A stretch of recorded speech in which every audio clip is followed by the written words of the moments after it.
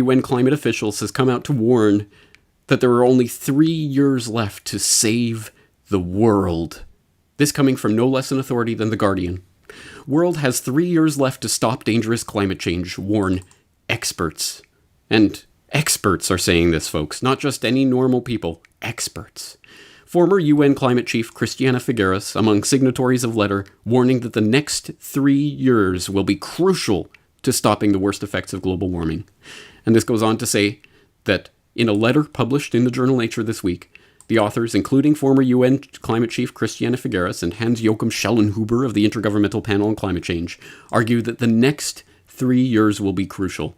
They calculate that if emissions can be brought permanently lower by 2020, then the temperature thresholds leading to runaway, irreversible climate change will not be breached. This is very serious information. I hope you take it seriously. All right, okay, so yes, in a letter published in the journal Nature this week, former UN climate chief Christiana Figueres and her cohorts are calculating that if emissions can be brought permanently lower by 2020, then we can save the planet, blah, blah, blah. Now, the odd thing about this Guardian article, I don't know, don't you think it's kind of odd that they do have a number of links to things in here, but for some reason they don't link you to the actual letter in the journal Nature? Why wouldn't they do that? It's almost like they don't think that you are responsible, intelligent, adult human beings who can process information for yourself, and furthermore, it's almost like they don't want you to read it. So I will put the link, of course, in the show notes for this video so you can go read it for yourself, the actual letter they're writing about here in articles like this one and many others across the web. 3 years to safeguard our climate, with lead author Christiana Figueres and Hans-Joachim Schellenhuber and 4 of their cohorts. Very interesting. Well, again, this brings with it a lot of gravitas. I mean, it's in the journal Nature. Of course, it's a letter in the journal Nature. This isn't a study. And they calculate that if emissions can be brought permanently lower. What calculations are they doing in here exactly? Actually, none. If you actually read the letter for yourself, you'll find that they are hand-waving by saying, oh, well, we have this carbon dioxide budget and blah, blah, blah, if you follow this budget. So where does this budget come from? If you actually click the link to see where they're getting this carbon dioxide budget, it's, again, not from any sort of published peer-reviewed scientific paper. It's from a blog on Climate News, which is talking about this idea of a carbon budget.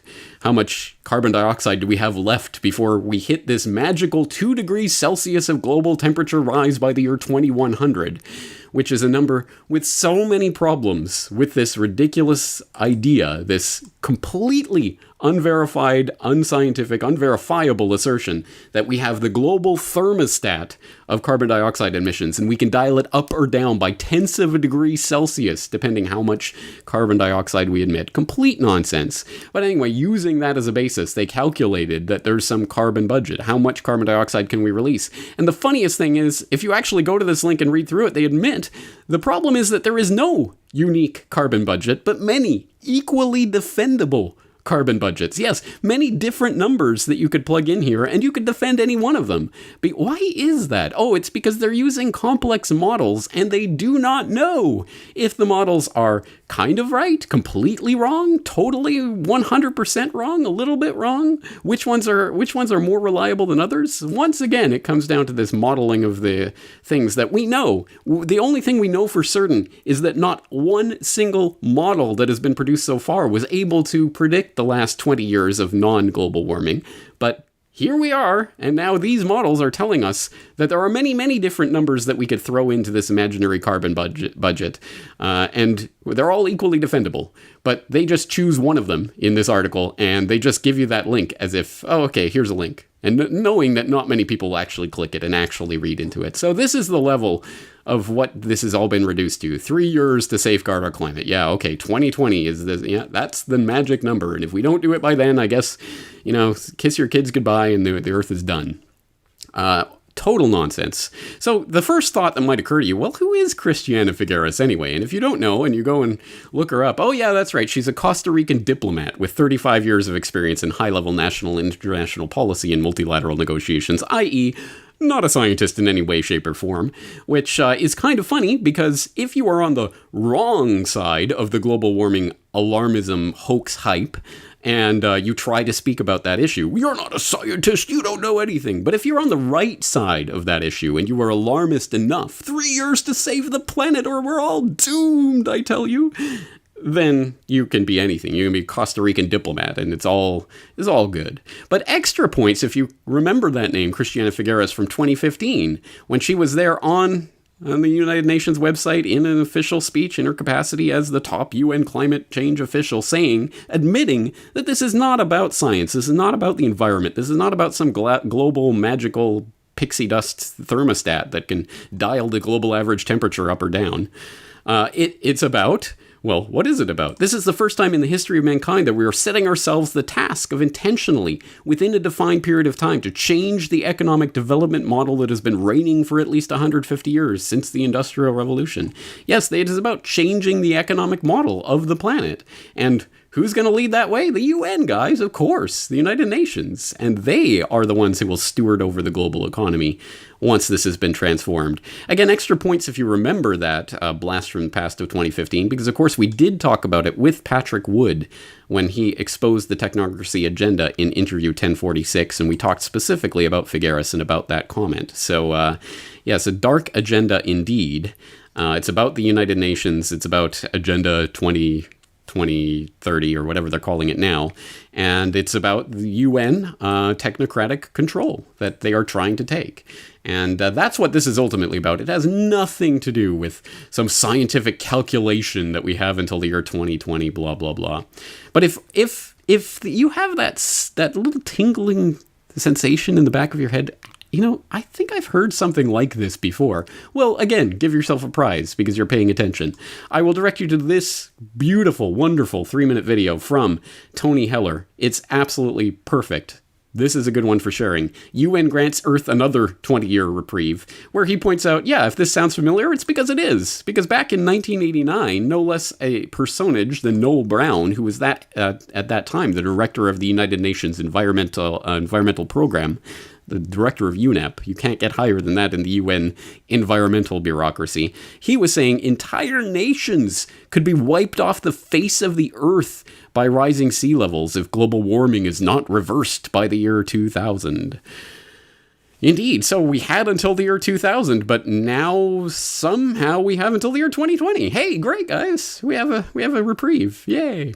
Of course, that in itself, that year 2000 warning was itself a 20-year reprieve, because back in the 1970s, in October 6th of 1970 to be precise, Dr. Paul Ehrlich was being quoted as saying, "The oceans will be as dead as Lake Erie in less than a decade. America will be subject to water rationing by 1974 and food rationing by 1980.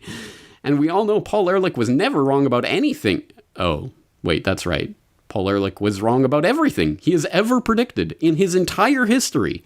But that doesn't matter, because again, if you're on the right side of the alarmism, as long as you're alarmist enough, it doesn't matter if you're a Costa Rican diplomat. It doesn't matter if you've been wrong about every single prediction you've ever made. You're on the right team, so we'll venerate you and give you awards and laud you and say you're such a wonderful, amazing, golden truth teller from the heights of Mount Olympus.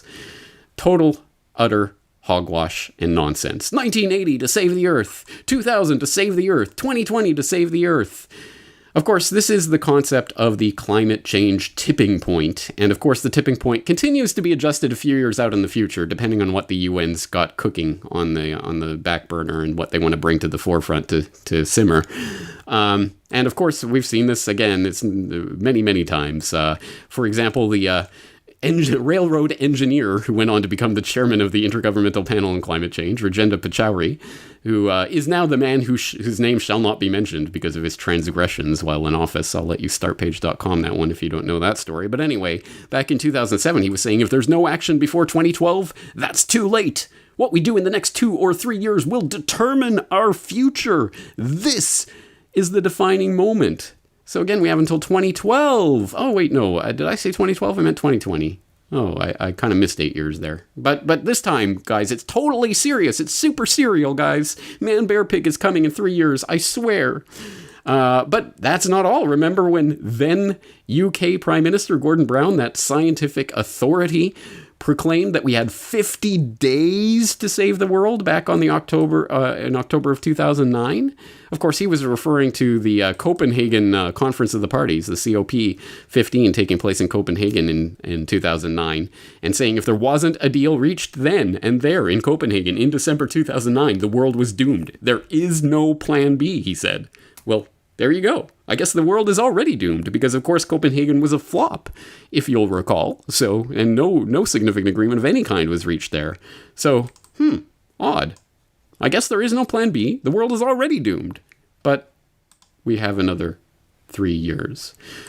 Oh, yes, the ever-shifting, ever-moving, completely meaningless climate tipping point nonsense that we're treated to every couple of years, another dire warning of doom, doom, doom, with absolutely nothing, zero scientific evidence or studies or anything to back it up, just total nonsense, doom porn at its finest.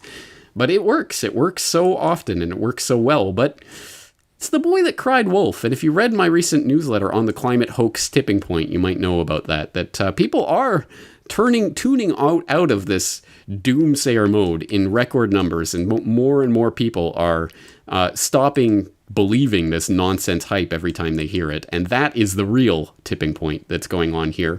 So I'll commend that article to your attention if you haven't seen it yet. But finally, wow, I don't even know how to bring this to your attention. Back in 2009, on the 8th of July, no less a personage than Prince Charles. I mean, come on, guys. Wouldn't you trust anything Prince Charles said? Look at him. He looks like a priest giving a benediction or something. He said just 96 months to save the world at that time. Because, again, this, the capitalistic society that we have to change into technocracy and let it be stewarded over by the UN has to be changed. And we have to, climate change is coming, guys. So we have 96 months, a very, very specific prediction. So there must be some hard science behind that number, right? Wait. 8th of July, 2009. Yeah. 96 months. That's precisely 8 years, right? Wait. Oh my God. It's the 4th of July, 2017. That means we have 4 days left. 4 days left to save the Earth. Oh no. Oh, well, assuming we don't get it solved in the next 4 days. It's been nice knowing you guys, and it's been fun. It's been a slice, but after, I guess, 4 days from now, the world is going to be over. Regardless of what other predictions may have been made in the meantime, I trust Prince Charles more than anyone. So I think 8th of July, 2017 will be the official end of the world. And there it is. It's science, guys. I mean, no links of any sort, no calculations of any sort, no reason